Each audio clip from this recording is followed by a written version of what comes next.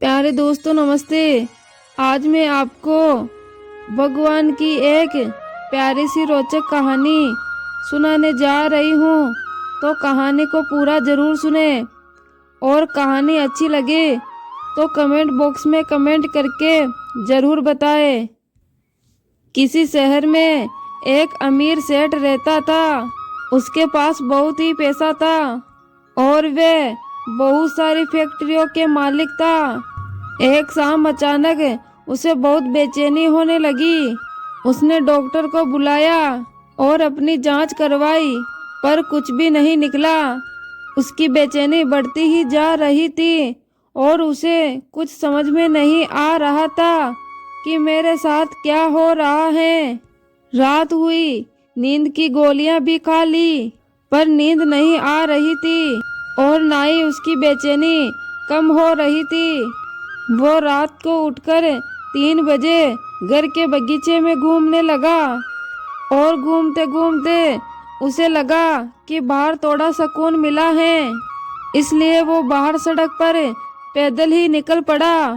चलते चलते हजारों विचार मन में चल रहे थे और वो ऐसे ही विचार करते करते घर से बहुत दूर निकल गया और थकान की वजह से वो एक बेंच पर बैठ गया।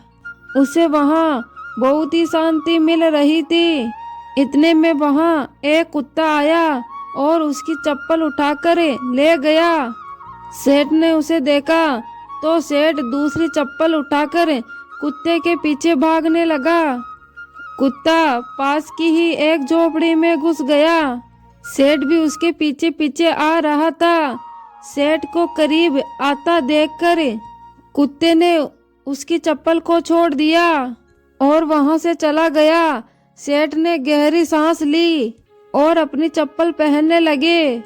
इतने में उसे किसी की रोने की आवाज सुनाई दी।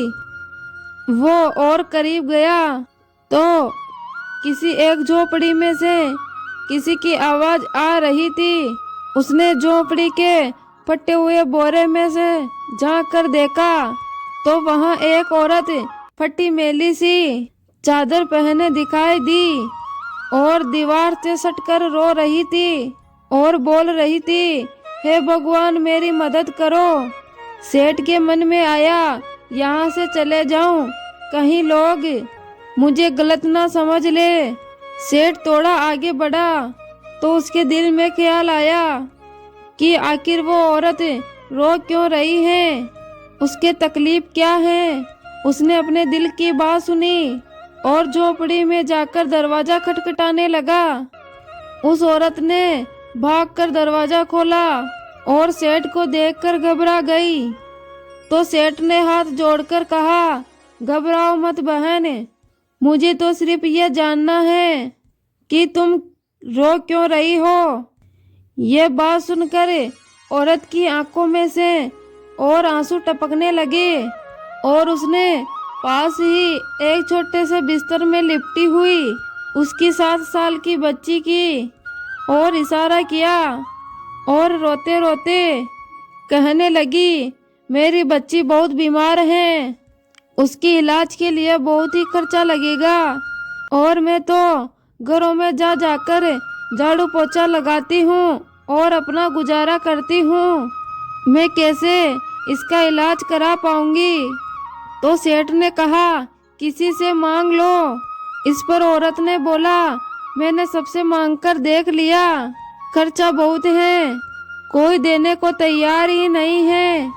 उस सेठ ने उसे समझाया और कहा, ऐसे रात में रोने से क्या मिलेगा तुझे। तो उस औरत ने कहा, कल यहाँ से एक संत गुजर रहे थे तो मैंने उनको मेरी समस्या बताई तो उन्होंने कहा, बेटी तुम कल सुबह 4 बजे उठकर अपने ईश्वर से मांगो, बोरी बिछाकर बैठ जाओ और रोकर गिड़गिड़ाकर अपने प्रभु से मदद मांगो। वे सबकी सुनते हैं, तुम्हारी भी जरूर सुनेंगे। मेरे पास इसके अलावा कोई चारा नहीं था, इसलिए मैं उनसे भीख मांग रही हूँ। यह सब सुनने के बाद सेठ का दिल पिघल गया और उन्होंने तुरंत फोन लगवाया और एम्बुलेंस बुलवाई और उस 7 साल की लड़की को हॉस्पिटल में एडमिट करवाया। डॉक्टर ने 2 लाख का खर्चा बताया।